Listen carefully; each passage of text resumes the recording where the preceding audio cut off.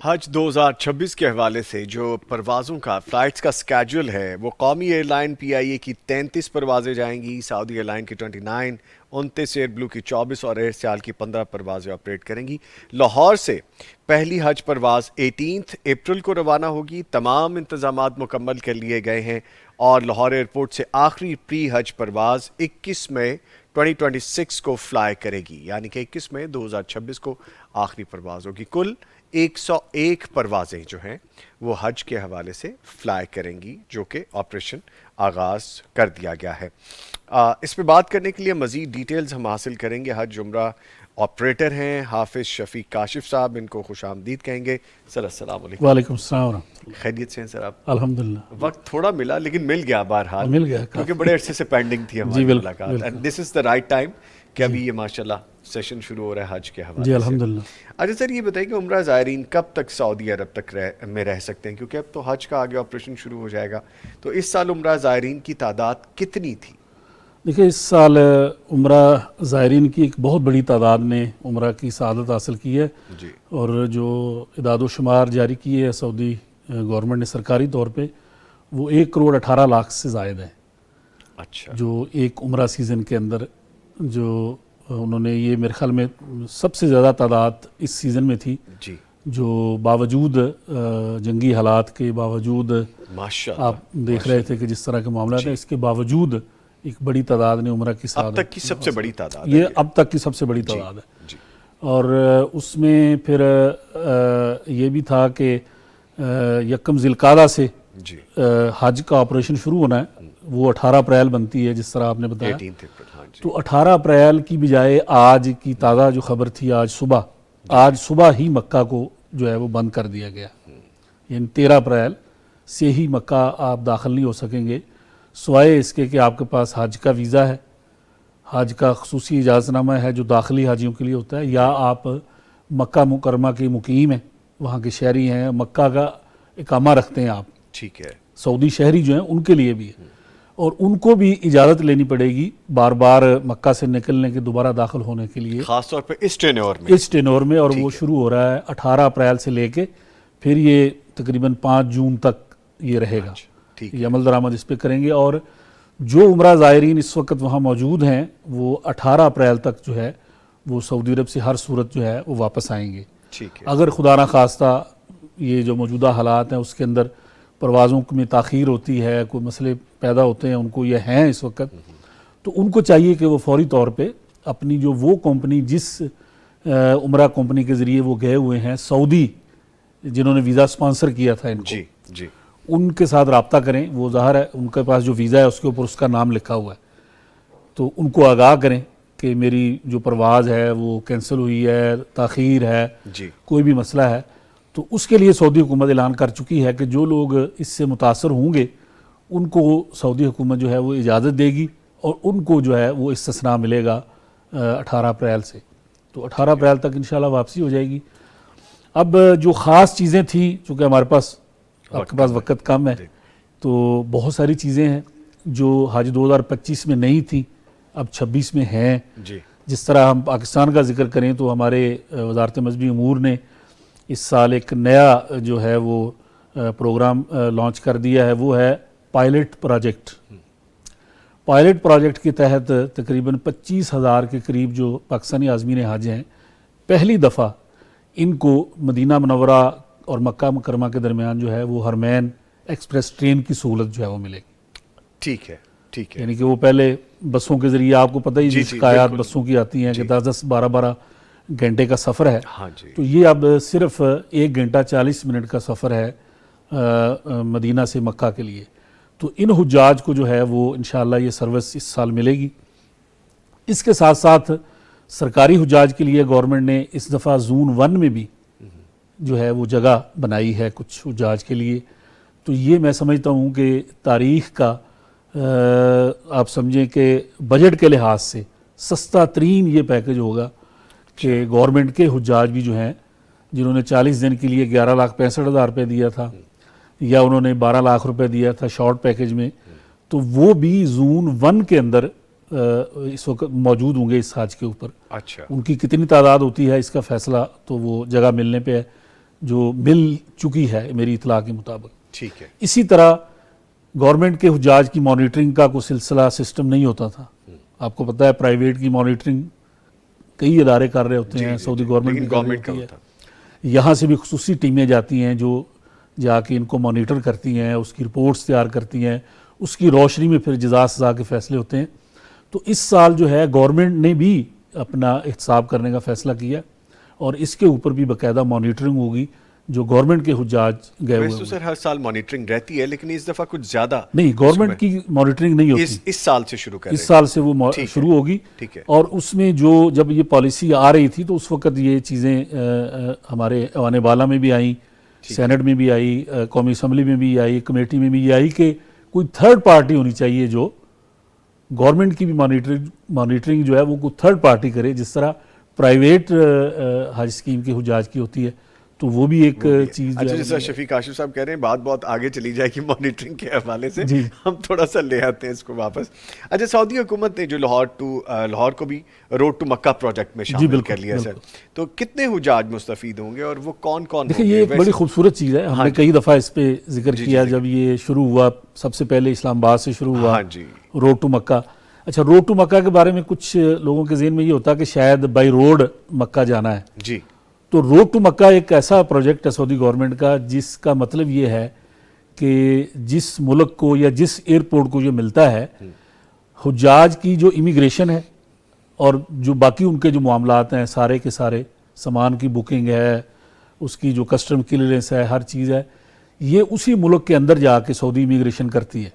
ठीक है। और वहीं से जब वो करवा के रवाना होते हैं, जैसे ही वो मदीना पहुँचेंगे या जद्दा पहुँचेंगे तो बराह रास्त वो अपने घरों को चले जाएंगे, जो उनके होटल रहायश है वहाँ पे क्लियरेंस की जरूरत नहीं, वहाँ पे किसी किस्म की उनकी बाकायदा रोड टू मक्का का रास्ता ही अलग है, एक सिस्टम अलग है, वहीं से वो निकलेंगे और उनका जो सामान है वो भी उनको जो है वो कैरी करने की ज़रूरत नहीं पड़ेगी। वो ऑटोमेटिकली उस फ्लाइट का सामान उस होटल में जो है वो पहुँच जाएगा, वो सीधा अपने घरों में चले जाएंगे। तो इससे कई घंटे की मुशक्क़त जो है वो उससे बचते हैं हुज्जाज। और उससे ज़्यादा ये है कि आपका अगर कोई प्रॉब्लम है आपके वीज़े के अंदर, डॉक्यूमेंट्स के अंदर कोई और मसला है तो वो आपके ही एयरपोर्ट के ऊपर आप उसको हल कर लेते हैं, फिर आप जो है वो रवाना होते हैं। तो 30,000 हुज्जाज जो हैं वो इंशाअल्लाह इस साल लाहौर से भी रोड टू मक्का के ज़रिए जाएंगे, ये पहली दफ़ा होगा। अच्छा। उसके लिए 18 अप्रैल को पहली हज परवाज़ जो है वो लाहौर से मदीना के लिए रवाना हो रही है, जिसके लिए लाहौर एयरपोर्ट पर खुसूसी इंतज़ाम इस वक्त जारी है। वज़ीर मज़हबी अमूर होंगे, वज़ीर आला पंजाब होंगी और भी बहुत से मेहमान होंगे जो हुज्जाज की इस पहली परवाज़ को पाकिस्तान से लाहौर से रोड टू मक्का के तहत यहाँ से रवाना करेंगे। ठीक है। अच्छा, जो पाकिस्तान में हज 2027 से लेकर 2030 तक की हज पॉलिसी भी तैयार की गई है, इसकी कुछ तफसीलात बताएं। देखिए इसमें बहुत अरसे से एक सऊदी हुकूमत की तालीमात भी थी और उनका मुतालबा भी ये था जी कि आप कम अज़ कम 4-5 साल के लिए एक पॉलिसी जो है वो मुरतब करें ताकि उसकी मदद से फिर अब देखें ना, इस साल हज 2026 एक ऐसा हज है जिसमें अभी परवाज़ें शुरू नहीं हुई। हज से 2 महीने पहले उन्होंने मिना को, अरफात को जो है इंतज़ामात को तैयार करके मुकम्मल करके वो आपके हवाले कर दिया कि जिस मुल्क से जहाँ से लोग आने हैं। अगर ये 4-5 साल के लिए पॉलिसी आती है और कई मुमालिक जो हैं उन्होंने इससे इस्तिफ़ादा भी किया, इराक़ है और दीगर मलेशिया है, दीगर कई मुमालिक हैं, उन्होंने अपने लिए अब जगह का इंतखाब कर लिया मिना के अंदर मखसूस जगह का कई साल के लिए, अरफात के अंदर कई साल के लिए उन्होंने इंतखाब कर लिया। अब वो अपने लोगों के कल्चर के मुताबिक, उनके मिजाज के मुताबिक इन चीज़ों को तैयार करेंगे, पेशगी करेंगे और कई साल तक फिर वो जगह तब्दील नहीं होगी। ठीक है। तो उसमें वहाँ पे सर्विसेज देना जो है वो आसान हो जाता है। अगर आप एक ही जगह पे 4 साल में ठहरे हुए हैं तो यकीनन इंतज़ामिया के लिए वहाँ के इंतज़ामात करने जो हैं वो बड़े आसान हो जाते हैं। ठीक। तो इसलिए गवर्नमेंट ने, हमारी गवर्नमेंट ने भी फैसला किया इस साल कि हज 2027 से लेके 30 तक जो है एक पॉलिसी दी जाए जो 4 साल के ऊपर हो, मुश्तमिल हो और उसके अंदर कोई ज़रूरी जो तब्दीलियाँ वो करें, वरना तब्दीलियाँ ना की जाएँ और हुज्जाज जो हैं उनके लिए बेहतर से बेहतर जो है वो ठीक। इंतजामात किए जा अच्छा सकें। सर, वो नुस्ख ऐप का हम जिक्र करते हैं तो कुछ कंप्लेंट्स भी आनी शुरू हुई थी कि वो प्रॉपर वर्क नहीं करती या सो मैनी अदर थिंग्स, लेकिन वो अब अपग्रेड की गई है, उसके बारे में? देखिए इसमें जो ये चूंकि नई चीज़ें थी हाँ जी। और 2025 में पूरी तरह से ये नाफिजुल अमल पहली दफ़ा हुआ, उसमें अब चूंकि उसको फिर वो अपग्रेड भी कर रहे हैं, बहुत सी चीज़ें उसके अंदर अभी शामिल होनी है, अभी तो मजीद होनी है अभी उसमें। मजीद होनी है उसके अंदर चीज़ें, तो वो जैसे जैसे शामिल होती हैं उसके मुताबिक फिर वो जो है वो करते रहते हैं उसको अपग्रेड। लेकिन जो ही हज सीज़न का जैसे आगाज़ हुआ है तो फिर इस अमल को रोक के वो सारी तवज्जो इस पे होती है कि अब चूंकि हुज्जाज ने आना है तो वो सर्विसेज जो पहले से उसके अंदर मौजूद हैं वो उसमें जो है किसी किस्म का तातुल जो है वो ना, कनेक्टिविटी अच्छी हो जाए कनेक्टिविटी अच्छी हो, जी जी। तो वो हो रही है, उसमें कोई प्रॉब्लम नहीं है। और उसका बड़ा फ़ायदा हुआ है निज़ामी साहब, आप देखें ना कि जी, जी।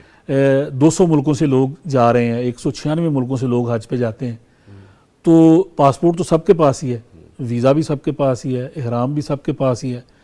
कोई चीज़ ऐसी कॉमन हो जो 200 ममालिक में से सबके पास होनी चाहिए, जी जो उसकी शनाख्त बने वहाँ पे। ठीक है। हर वक्त पासपोर्ट नहीं लोग रख सकते अपने पास, जगह जगह चेक नहीं करवा सकते, वीज़ा नहीं चेक करवा सकते, उसके लिए फिर ये एक नुस्ख कार्ड जो है वो मुतारफ़ करवाया था। वो हैंग करना होगा। वो हैंग करना है जिसके अंदर आपका पूरा डाटा है जी कि जैसे ही आप लैंड करेंगे सऊदी अरब में तो वो मुतहर्रक हो जाएगा, फ़ाल हो जाएगा, और उसके अंदर आपका पूरा डाटा है वो कि बेसिकली चिप कार्ड है वो चिप आपका। कार्ड है वो पूरा। सॉरी टू कट यू, क्योंकि वक्त कम है, मुझे चंद एक चीज़ें और भी शामिल करनी है। जैसा आपने कहा 200 ममालिक, तो बहुत ज़्यादा नेशनैलिटीज़, डिफरेंट कल्चर के लोग, डिफरेंट ज़ुबान के लोग, उनको अगर हिदायत देनी है, कोई उनको कोई चीज़ें समझानी है, बतानी है, उसके लिए भी कोई ट्रेनिंग? बिल्कुल, उसके लिए देखें, उसके लिए जहाँ से हुज्जाज आ रहे हैं वहाँ यकीनन कोई ना कोई हज मिशन है। हज मिशन अगर नहीं है जी इस्लामी ममालिक के तो हज मिशन है। जी। जो गैर इस्लामी ममालिक हैं वहाँ के जो सफारत खाने हैं अच्छा